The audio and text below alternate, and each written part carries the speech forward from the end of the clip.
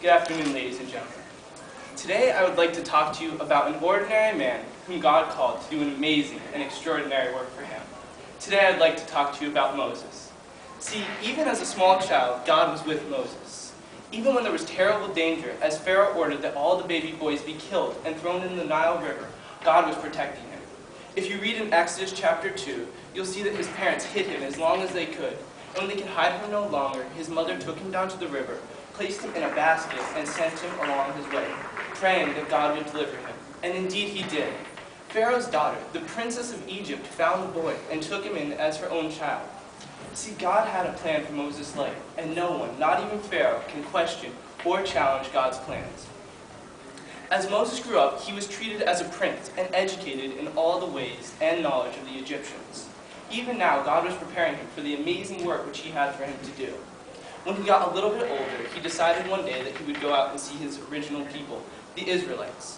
While he was there, he saw an Egyptian man beating an Israelite, and in order to save the man's life, he killed the Egyptian and buried his body in the sand. But someone saw his trespass, and when Pharaoh found out, he ordered that Moses be killed. So in order to save his own life, Moses fled to Midian, where he settled down, took a wife, and started a family. And that brings me to my first point.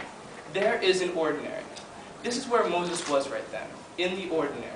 It's where most of us tend to be. Now Webster's describes ordinary as of a kind to be expected in the normal order of events, of common quality, rank, and ability. Now just think about that for a second. Think about the word common. Moses was just a common shepherd, nothing special about him. He had a wife, a son, and chapter 3, verse 1 in Exodus describes him as tending the flocks of his father-in-law. He was an ordinary guy with nothing better to do than take care of the sheep and goats that were not his own. He accepted a simple and low standard for himself, but God saw him where he was and had not forgotten the extraordinary purpose which he had for him.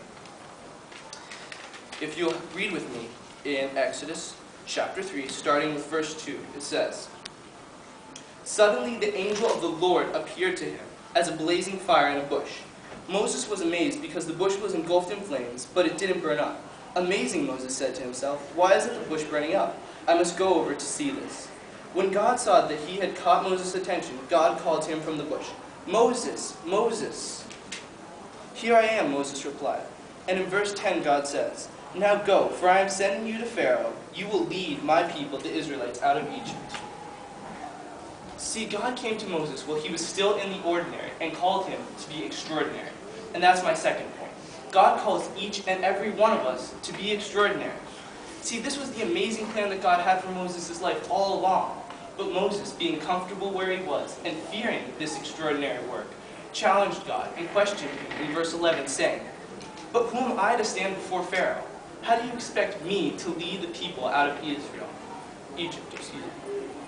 Church, I want to say to you that too often, we as human beings are content simply to live in our comfort zones. We don't want to do anything that goes beyond our understanding, anything that seems too big, because we fear what we don't understand.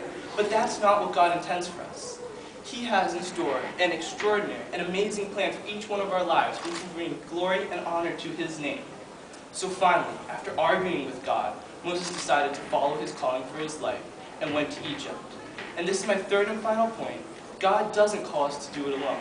Thank God God doesn't call us to do it alone. As Moses argued with God, God gave him signs to prove that he would be with him. In chapter 4, verse 3, he tells him to take his staff and throw it on the ground. And as he did this, it became a stake. He told him to take his hand and put it inside of his jacket. When he took it out, though, it had a disease on it. But when he did this once more, it was cleansed of the same disease. All throughout Moses' life, God was with him, and he proved it through the miracles which he did through him, and through the strength which he gave him to carry on.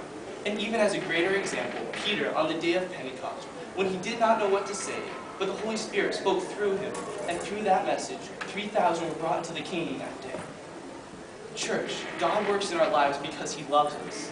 He works in our lives not because he has to, but because he wants to. He makes us part of his extraordinary plan, and not by our own efforts, but as we submit to his will for our lives, he works out his amazing, perfect, and extraordinary plan in ours. Thank you.